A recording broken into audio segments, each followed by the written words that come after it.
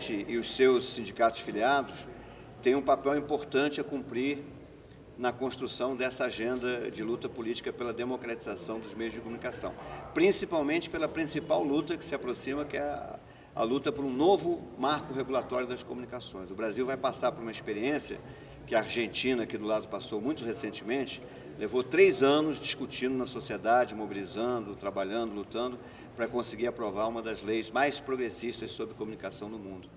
Eu acho que o Brasil vai começar, no final agora de 2011, a atravessar esse trajeto também. Em 1948, a Assembleia Geral das Nações Unidas aprova a Declaração Universal dos Direitos do Homem. Recomendo a leitura atenta da Declaração Universal. Lá no seu artigo 19, surge o que nós chamamos hoje de direito à comunicação, está expresso como direito à liberdade de opinião e de expressão, e lá está registrado que isso significa que o cidadão ele deve ter o direito de não só de procurar e receber, mas também de transmitir informações e ideias. Portanto, é uma inovação, porque traz a ideia de que a comunicação, enquanto direito, é uma via de mão dupla. O cidadão tem que ter direito ao acesso a quem produz comunicação, mas ele também quer ser produtor de conteúdo, de ideias, de cultura, etc. Está lá, portanto, desde 1948. De 84 a 86, se constituiu no Brasil a Frente Nacional de Lutas por Políticas Democráticas de Comunicação, lideradas pela Federação Nacional dos Jornalistas. Em 87 e 88, durante a Constituinte de 88, essa frente se transforma no Movimento Nacional pela Democratização da Comunicação e é responsável pela inclusão dos 5 capítulos, 220 a 224, que tem até hoje na Constituição brasileira, focadas na questão da comunicação. Em 91, vários aqui participaram dessa etapa, nós, a FITERT, a FENAGE, a FITEL, a ENECOS e várias outras entidades nacionais, criamos, então, pela primeira vez, o Fórum Nacional pela Democratização da Comunicação, o FNDC. Ao longo desses últimos 20 anos, eu lembro aqui algumas lutas importantes: a regulamentação do Conselho de Comunicação Social, em 91, que depois só foi implementado em 2002, formulação de uma nova lei de informação democrática, foi feita em 92, está tramitando no Congresso Nacional até hoje, não foi aprovada. A luta pela reestruturação da TV Manchete, em 93, 94, a regulamentação da TV a cabo, começou em 92 e cuja lei foi regulamentada em 95, o apoio ao movimento à luta das rádios livres e rádios comunitárias durante toda a década de 90, a instalação do próprio Conselho de Comunicação Social como órgão auxiliar ao Congresso Nacional, a implantação da TV digital em 2004, 2006 e finalmente a criação da EBC em 2007, 2008. O FNDC, os dados estão equivocados ali, eu estou atualizando agora, tem hoje 24 entidades nacionais e cerca de 135 entidades regionais e 13 comitês. Em 2009, em dezembro de 2009, nós conseguimos realizar a primeira Conferência Nacional de Comunicação. Foi importante, foi um passo importante nessa direção, aprovamos mais de 600 propostas. Nós levamos 61 anos para conseguir arrancar dos governos, do governo e dos patrões, a primeira Conferência Nacional de Comunicação. Só para a gente ter uma ideia de como o setor corporativo, empresarial, conservador nesse país é forte. E ela produziu, ao longo dos seus 4 dias de reunião, mais de 600 propostas que foram aprovadas, a grande maioria por unanimidade. Eu lembro aqui outros movimentos, para não ficar falando só do FNDC, parece que estão puxando a sardinha para o FNDC, até porque o Nascimento tem mais propriedade para atualizar um pouco a situação do FNDC hoje, mas que existem outros movimentos, outros fóruns que interagem também com essa luta. Estou dando alguns exemplos aí: o Coletivo Intervozes, que está espalhado pelo Brasil inteiro, a Campanha Nacional contra a Baixaria na televisão, o Fórum Mídia Livre, a campanha pela Conferência Nacional de Comunicação, que aconteceu, como eu disse, em 2008, 2009, o Grupo dos Blogueiros Progressistas, que tem feito eventos no Brasil inteiro, a campanha Banda Larga é um Direito Seu. Exatamente, estamos se reunindo o tempo todo.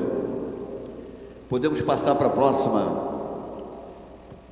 A grande luta hoje, são várias lutas. Quando você fala em democratização da comunicação, são várias vertentes de lutas que se combinam e se complementam. Mas eu ousaria puxar uma delas e colocar como carro-chefe nesse momento, porque ela será queiramos ou não, a nossa principal agenda política nos próximos meses e eu acredito que anos. Trata-se do marco regulatório. Algumas razões de por que nós precisamos de um marco regulatório novo. Primeiro, a legislação brasileira de comunicação é muito defasada, desatualizada, atrasada. Só para dar um exemplo, estou dando alguns aí, o Código Brasileiro de Telecomunicações é de 62. 63 regulamenta o Código Brasileiro de Telecomunicações com o nome de Código Nacional de Radiodifusão. A atual legislação, ela não prevê os avanços que aconteceram na área de tecnologia da informação e comunicação, a internet, o celular, a convergência de mídia, a TV digital, nada disso está previsto na lei. Segunda razão, a legislação brasileira de comunicação, ela é absurdamente fragmentada. Pode avançar aí no... Legislação brasileira de comunicação é fragmentada. Você tem o Código Brasileiro de... o Código Brasileiro de Radiodifusão, a lei que regulamenta o Conselho de Comunicação Social, que é de 91, a lei da TV a cabo, que é de 95, a lei que criou a Anatel, de 96, a Lei Geral das Telecomunicações, de 97, a lei da radiodifusão comunitária, que é uma porcaria, mas existe, de 98, a lei que criou o FUST, de 98-2000, a PEC que abriu o capital, o capital estrangeiro para participação nessa área, a lei da TV digital, 2006, classificação indicativa 2007, a lei que criou a EBC em 2008. Vejam o conjunto de... E uma lei não conversa com a outra, uma lei não é coerente com a outra. Então, elas não conformam um marco regulatório que seja coerente entre si. Uma terceira razão, a legislação brasileira na área de comunicação, ela é incompleta. Pode avançar aí, né? Já avançou? Ela é incompleta. Por que ela é incompleta? Porque... nos artigos 220 a 224 da Constituição Brasileira, vocês podem perceber que há pedaços que estão regulamentados e pedaços que não estão regulamentados. Então, por exemplo, no artigo 220, que fala da liberdade de manifestação do pensamento, você tem um inciso 1 que está regulamentado e o inciso 2, que é o que vai regulamentar por que programas de rádio e televisão que contrariam princípios constitucionais são proibidos. Isso até hoje não está regulamentado, né? Não estando regulamentado, os empresários da área de comunicação fazem o que querem e colocam na televisão e no rádio o que eles acham que é bom, né? E colocam violência ao meio-dia, colocam mulher pelada à 1 da tarde, colocam o que eles querem, porque não tem nada que regulamente o conteúdo de rádio e televisão. Artigo 221, o inciso 1, que fala nas finalidades educativas, artísticas e culturais da comunicação, não está regulamentado. O inciso 2, que tem que promover a cultura nacional e regional, não está regulamentado. O inciso 3, que garante a regionalização da produção cultural e jornalística, né, cota de produção regional, para evitar que o cara lá do Piauí fique recebendo notícias sobre o trânsito de Brasília, que não tem nada a ver com a realidade dele, né, também não está regulamentado. Aí você vê rádios que entram em cadeia por satélite, e todo mundo recebe o mesmo conteúdo, e aquele rádio que era companhia da cidadania, do cidadão, da localidade, ele está começando a deixar de existir. Inciso 4, a questão do respeito aos valores éticos e sociais da pessoa não está regulamentado. Artigo, pode ir mais à frente, artigo 222, a questão, essa eles regulamentaram, que é a questão do capital estrangeiro, interessava a eles, eles regulamentaram. Artigo 223, que é a questão da política de outorgas, proibição do monopólio e do oligopólio e a complementariedade do sistema público-privado e estatal. Não está regulamentado até hoje. Artigo 224, que é o Conselho de Comunicação Social, foi regulamentado em 1991, eu participei dessa luta junto com Chico Pereira, Daniel Hertz, e outros, Beth Costa e outros companheiros da FENAGE, e ele só foi implementado em 2002, não é isso, Chico? Funcionou durante 4 anos, de 2002 a 2006, e está parado há 5 anos no Congresso, ninguém consegue botá-lo para funcionar. Ou seja, conclusão, interessa essa política de não regulamentação, que eu chamo de faroeste, né? Quer dizer, não ter lei favorece a quem? Favorece aos poderosos, porque significa que eles podem continuar fazendo o que eles acham que é o melhor. Quanto menos regulamentação, mais poder para o mercado. Portanto, os donos das rádios, televisões, donos de jornais e revistas, donos dos meios de comunicação, fazem o que querem com a comunicação. Podemos avançar. A luta no Congresso Nacional é difícil, ela é muito demorada. Existem hoje mais de 192 projetos de lei sobre comunicação tramitando. O lobby dos empresários é muito, muito forte no Legislativo e no Executivo, não se enganem, eu acabei de conversar com o Pedro Gerardo, da Argentina, lembrando a ele estava me fazendo perguntas sobre o nosso governo e tal. O nosso governo é um governo de composição, é um governo de aliança, é um governo onde se faz concessões, né? E muitas, diga-se de passagem, onde tem que se carregar figuras como José Sarney, Collor, etc. e tal. Portanto, nada como uma frase lapidar dita pelo ex-presidente Luiz Inácio Lula da Silva, quando ele dizia: é muito bacana ter um operário metalúrgico na presidência da República, mas mais bacana ainda é quando a sociedade se organiza, pressiona e conquista os seus direitos. Se vocês acharem que porque me elegeram está tudo resolvido porque eu estou lá, estão muito enganados. E foi uma lição de muita sabedoria. Portanto, é papel da sociedade civil se organizar e arrancar os seus direitos diante do Poder Executivo, seja ele qual for a sua composição. Os projetos de lei levam anos, não são votados nem aprovados. Dou o exemplo aí do projeto de lei da deputada federal Jandira Fegali, do PCdoB, que fala sobre regionalização, que está desde 91 no Congresso Nacional, portanto, completou esse ano 20 anos de tramitação e não conseguiu ainda chegar à sua aprovação. Dei um outro exemplo de um projeto que foi até relativamente curto, mas foi difícil, que foi o projeto do Jorge Bittar sobre TV por assinatura. Começou em 2008, só agora, finalzinho de 2011, é que foi aprovado. Ou seja, quando há interesse por parte dos empresários, eles aprovam. Privatização das teles, política de satélites, abertura para capital estrangeiro e tal. Quando não há interesse, eles sentam em cima dos projetos, nada anda. Conclusão: o novo marco regulatório é fundamental. Ele vai permitir modernizar, unificar e complementar a nossa legislação sobre a área de comunicação. Agora, para que isso aconteça, é fundamental que a sociedade civil organizada pressione para conquistar esses avanços. Então, eu defendo já há algum tempo que o centro da nossa ação política nos próximos meses, eu corro o risco de dizer nos próximos anos, eu prevejo que o Brasil levará 2 a 3 anos para aprovar esse novo marco regulatório das comunicações, deve ser essa discussão dessa lei geral do marco regulatório. Lembro que a conjuntura atual, embora seja melhor do que 20 anos atrás, porque finalmente o tema da comunicação veio para a agenda política do governo, da sociedade e tal, não é uma conjuntura fácil. Setores poderosos, conservadores, a mídia privada toda é contra, né? Setores políticos majoritários no Congresso Nacional, setores de centro e de direita, inclusive da base de sustentação do governo da presidente Dilma, são contrários à regulamentação. Portanto, não esperemos facilidades na aprovação. O governo, aparentemente, é favorável, né? Nascimento esteve, depois vai poder falar um pouco mais propriedade que eu, semana passada, ou semana retrasada, dia 18, esteve com o ministro Paulo Bernardo, ministro das Comunicações, e o ministro se comprometeu a, dentro de um mês, no máximo até o final do ano, tornar público o projeto de lei, a opinião do governo sobre esse assunto, o projeto de lei que vai via a consulta pública, o debate público e tal. Mas a sensação que você tem é que o governo ainda vacila entre vir para o debate e ceder à pressão dos grandes conglomerados da mídia privada, né? Portanto, não será fácil. Do nosso lado, eu percebo que o nosso movimento está mais amplo, está mais maduro, ele está mais organizado, mas ele continua tendo muitas debilidades e insuficiências.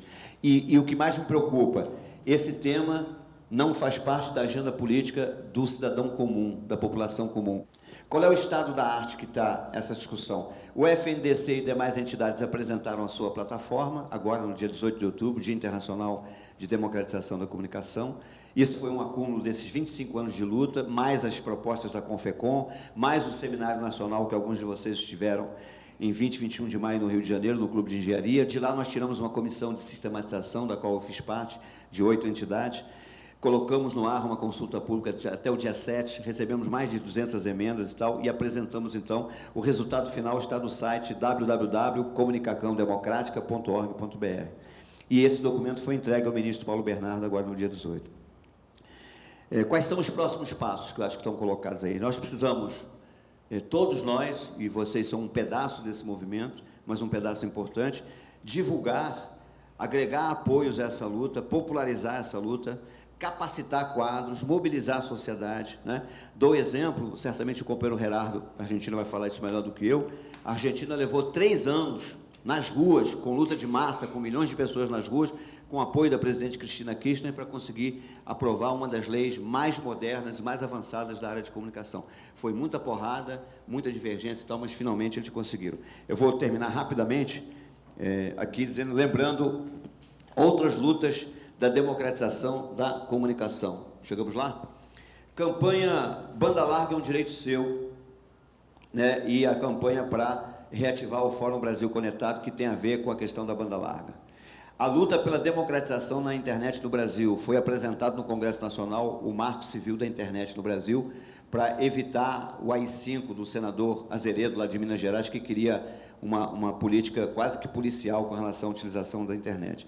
A velha, antiga e gloriosa luta das rádios e TVs comunitárias. A necessidade de construir conselhos de comunicação. A Bahia acabou de aprovar o seu conselho, o Rio Grande do Sul está prestes a aprovar o seu conselho, estamos no Rio, lá na luta pela discussão na Assembleia Legislativa de um conselho, etc. Estamos querendo reativar o velho Conselho de Comunicação Social, mesmo sabendo que ele é insuficiente, mas é importante que ele exista e tal. O fortalecimento da comunicação pública, da EBC e das demais empresas públicas. A implantação do rádio digital no Brasil, democratizado não só o debate, mas também a decisão sobre a escolha de padrão do rádio digital. A regulamentação da publicidade, até a proibição para publicidade para crianças e adolescentes que estão sendo massacrados pela nossa televisão e as nossas rádios. A criança, desde 1 ano de idade, 2 anos de idade, ela, antes de se transformar num cidadão, ela se transforma num consumidor. Ela quer comprar a sandália Melicinha, ela quer comprar o vestidinho não sei o quê, da Xuxa, a bonequinha não sei o quê. É absolutamente absurdo o que acontece no nosso país. A política de concessões e as mudanças que existem no âmbito da CCTCI no Congresso Nacional. A campanha Quem Financia a Baixaria é contra a Cidadania. Quais são as tarefas para a Federação dos Radialistas? Estar presente nos espaços organizados do movimento, não só no FNDC, mas também nos locais, ajudar a criar os comitês, as frentes locais pela democratização da comunicação, pela liberdade de expressão, participar ativamente das atividades, das campanhas, dos eventos, popularizar, levar essa discussão para a categoria, né? Fazer artigos, fazer vídeos, fazer spots de áudio e tal, trabalhar essa conscientização com a categoria, fazer seminários, oficinas, debates, jornais, etc. E, principalmente, capacitar os quadros da federação para que a intervenção da federação, da FITERT, a participação da FITERT nessa luta se dê de maneira mais qualificada, né? Porque essa é uma luta que exige muita mobilização, e eu acredito que nisso vocês têm uma longa história de luta, né? Capacidade de mobilizar, de fazer assembleia e tal, isso é do métier do sindicalismo, da luta sindical, mas é uma luta que vai precisar de muita negociação e muita formulação. Nós sempre usamos, do lado do movimento social, a terminologia controle público, sempre usamos. Eu não me arrependo, eu acho que ela tem história, né? Em todos os países do mundo se usa isso e tal. Aqui no Brasil tem essa história que o Miguel contou, né? A área privada se apropriou da bandeira da liberdade de expressão e vive dizendo que quem quer fazer controle público quer fazer censura. E nós ficamos na defensiva sem saber o que responder. Bom, eu acho que nós devemos retomar a bandeira da liberdade de expressão, né? Claramente, tirar da mão do empresariado a luta da bandeira, dizer para todo mundo, para a sociedade, que quem realmente quer a liberdade de expressão somos nós, é a sociedade civil não empresarial organizada, né? Agora, acho também que a gente precisa avançar, amadurecer e fazer concessões em algumas áreas. Então, por exemplo, para que ficar repetindo a terminologia controle social, se a gente sabe que isso dá urticária do lado de lá? Eu gosto mais da terminologia que o Miguel usou aqui na frente, que é da participação popular. Eu acho que é mais fácil você conseguir o apoio da sociedade quando você fala que o novo marco regulatório vai propiciar várias ferramentas, vários mecanismos de uma maior participação do cidadão na execução, formulação e aplicação de políticas públicas de comunicação. Se a gente ficar insistindo na terminologia de controle popular, a palavra controle, ela está muito próxima à palavra censura, né? Eu não tenho medo desse debate, porque eu acho que, se você fizer o debate na sua profundidade, censura existe em vários exemplos. Você sabe que, como cidadão, você não pode pegar um 38 e dar um tiro na cara do sujeito, do vizinho do lado, mesmo que você esteja com raiva dele. Isso é uma censura. Você não pode, tem uma lei que diz que você não pode. Se você fizer, você vai para o Código Penal, vai responder a processo e vai em cana, né? Então, a nossa liberdade não é tão ampla assim, ela é cerceada por uma série de legislações. Mas acho que, sob o ponto de vista do debate político, é correto a gente começar a recuar em determinadas coisas para poder ganhar aquilo que é o essencial. Então eu acho que a nossa luta hoje, para sair dessa discussão da censura ou não censura, é defender que cada vez mais nós queremos ampliar, nós queremos ouvir outras vozes, nós queremos que o Brasil verdadeiro e real apareça na televisão, no rádio, nos jornais, etc. Para que o Brasil real apareça, e o Brasil real tem muita diversidade, né, para ampliar essa liberdade de expressão, é preciso ter várias formas de participação popular, né? Eu falei aqui em algumas ouvidorias, conselhos, audiências públicas, consultas públicas, então tem outras, né? No mundo inteiro se pratica essas ferramentas, mas acho que a gente deve aperfeiçoar, discutir e aprofundar isso. Acho também que o Miguel está correto quando ele lembra que está aí no elenco de lutas que eu coloquei importante, a questão da política de concessões, né? Nós temos deixado isso de lado, isso tem ficado como um aspecto mais secundarizado, né?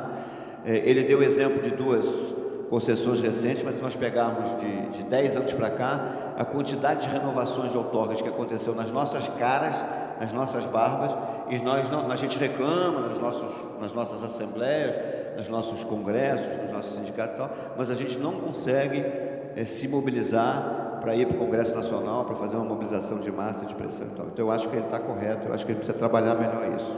Eu fecho a minha falação lembrando que o nosso desafio, e aí não como radialistas, mas como cidadãos brasileiros, é conseguir ganhar corações e mentes da população brasileira, tentando espalhar a ideia de que a comunicação é um item da cesta básica de cidadania, tão importante quanto trabalho, terra e liberdade. Obrigado.